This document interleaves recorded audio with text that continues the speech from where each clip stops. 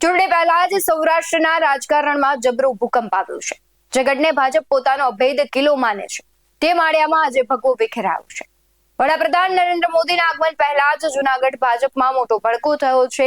ખેડૂતોના પ્રશ્નોની અવગણના થતા 2000 થી વધુ કાર્યકરો છે ઝાડુ પકડવાની તૈયારી બતાવી રહ્યા છે. રાજીનામાના તોફાને સાબિત કરી દીધું છે કે હવે કાર્યકરોમાં સંતોષ નથી.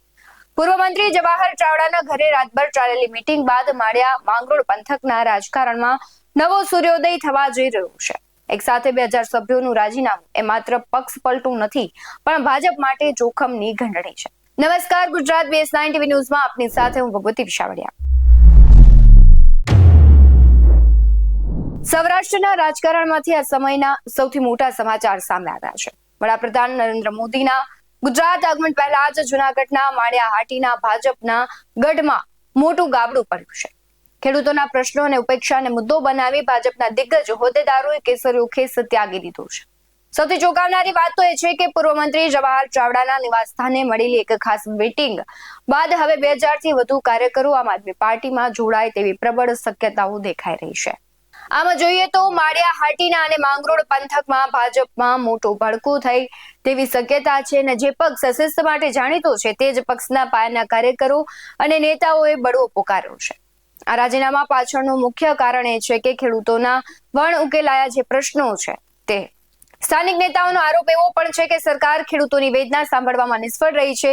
જો આ 2000 કાર્યકરો વિધિવત રીતે આપમાં જોડાય છે તો આગામી વિધાનસભા ચૂંટણીમાં માળિયા માંગરોળ બેઠક પર ભાજપના ગણિત બગડી શકે છે અને પરિણામોમાં મોટા ઉલટફેર જોવા મળી શકે છે.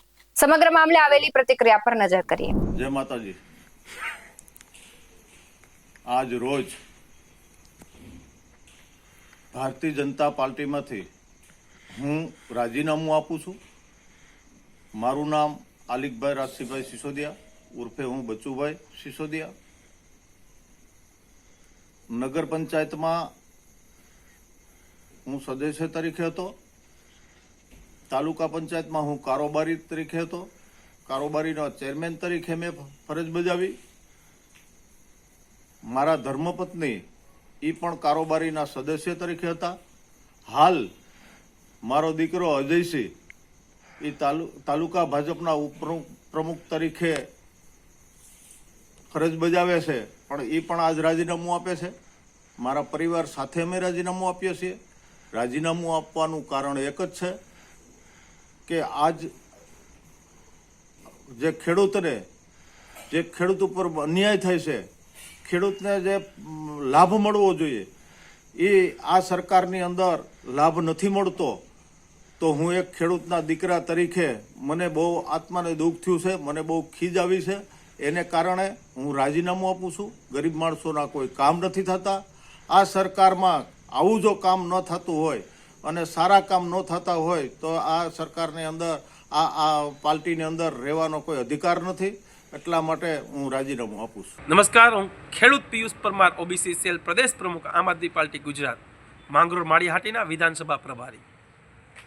આજે ભારતીય જનતા પાર્ટીના જનસંઘના કાર્યકર અને ભાજપના માળિયા હાટીના હાટી ક્ષત્રિય સમાજના આગેવાન શ્રી બચુભાઈ સિસોદિયાએ ભારતીય જનતા પાર્ટીમાંથી રાજીનામું આપ્યું છે અને રાજીનામામાં સ્પષ્ટ શબ્દમાં ઉલ્લેખ કર્યો છે કે લાંબા સમયથી ખેડૂતો સાથે આ ભ્રષ્ટ ભાજપ અન્યાય કરી રહી છે. ખેડૂતોના હિત માટે હું ભ્રષ્ટ ભાજપ છોડું છું. અમે પણ ખેડૂતોને, સારા અને સજ્જન લોકોને આમંત્રણ પાઠવીએ છીએ કે આવો આપણે સૌ સાથે મળીને આ પરિવર્તનની યાત્રામાં જોડાઈએ. બચુભાઈ સિસોદિયા એક જ નહીં, તમામ સમાજના આગેવાનોને વિનંતી અને આગ્રહ પણ એ કરું છું કે આપણે સૌ સાથે મળીને આ નવી રાજનીતિ બદલીએ. ટૂંક જ સમયમાં ભાજપના ઘણા લોકો આમ આદમી પાર્ટીમાં જોડાવા જઈ રહ્યા છે. માળિયા હાટીના તાલુકામાં ટૂંક જ સમયમાં 2000 થી વધારે લોકો રાજકીય આગેવાનો સાથે જોડાવા જઈ રહ્યા છે. ત્યારે હું તમામ લોકોને આમ આદમી પાર્ટીમાં આવવા બદલ અને પધારવા બદલ હાર્દિક નિમંત્રણ પણ પાઠવું છું અને અભિનંદન પણ આપું છું કે આ ક્રાંતિની લડાઈમાં આપ સર્વ અમારો સાથ અને સહકાર આપો એવી વિનંતી. જય હિન્દ, જય ભારત. લાંબા સમયથી ખેડૂતોના પ્રશ્નોની રજૂઆત કરવા છતાં પણ પક્ષમાં કોઈ સાંભળનાર નથી અને મજબૂરીમાં આ નિર્ણય લેવો પડે છે તેવું જે સદસ્યો છે તે કહી રહ્યા છે. અને ખાસ કરીને અત્યારે આપણે જોઈએ તો ગુજરાતમાં પરિવર્તનની લહેર છે. ભાજપના પાયાના કાર્યકરો પણ હવે સમજી ગયા છે કે જનતાનું હિત માત્ર આમ આદમી પાર્ટીમાં જ છે અને આમ આદમી પાર્ટી છે તેનું સ્વાગત કરી રહી છે અને પોતાનું પ્રબળ છે એક નેતૃત્વ ઊભું કરી રહી છે. એક તરફ તમે જુઓ કે ભાજપ ચૂંટણીની તૈયારીઓમાં વ્યસ્ત છે, ત્યારે બીજી તરફ ઘર આંગણે લાગેલી આગને ભાજપ કેવી રીતે ઠારશે તે જોવું રહ્યું. શું જવાહર ચાવડાનું સમર્થન આપને મજબૂત બનાવશે? આ પલટો જૂનાગઢના રાજકારણમાં કેટલો મોટો ભૂકંપ લાવશે તે તો આવનારો સમય જ બતાવશે. પરંતુ સૌથી મહત્વની વાત છે, ભારતીય જનતા પાર્ટીના જવાહર ચાવડાના ઘરે જ્યારે આ નેતાઓ છે એ બધા જ ભેગા થાય છે અને મીટિંગ થાય છે એટલે નક્કી કંઈક નવા જૂની થવાની છે. સમગ્ર ઘટનાને લઈને તમારું શું માનવું છે કમેન્ટ બોક્સમાં જરૂરથી જણાવજો. બાકી આવા જ વધુ અહેવાલો સાથે ફરી મળતા રહીશું. તમે અમારી યુટ્યુબ ચેનલને સબસ્ક્રાઇબ કરવાનું, અમને ફેસબુક અને ઇન્સ્ટાગ્રામ પર ફોલો કરવાનું ભૂલશો નહીં. બાકી અવનવી અપડેટ્સ મેળવવા માટે આપ જોતા રહો BS19 ન્યૂઝ. નમસ્કાર.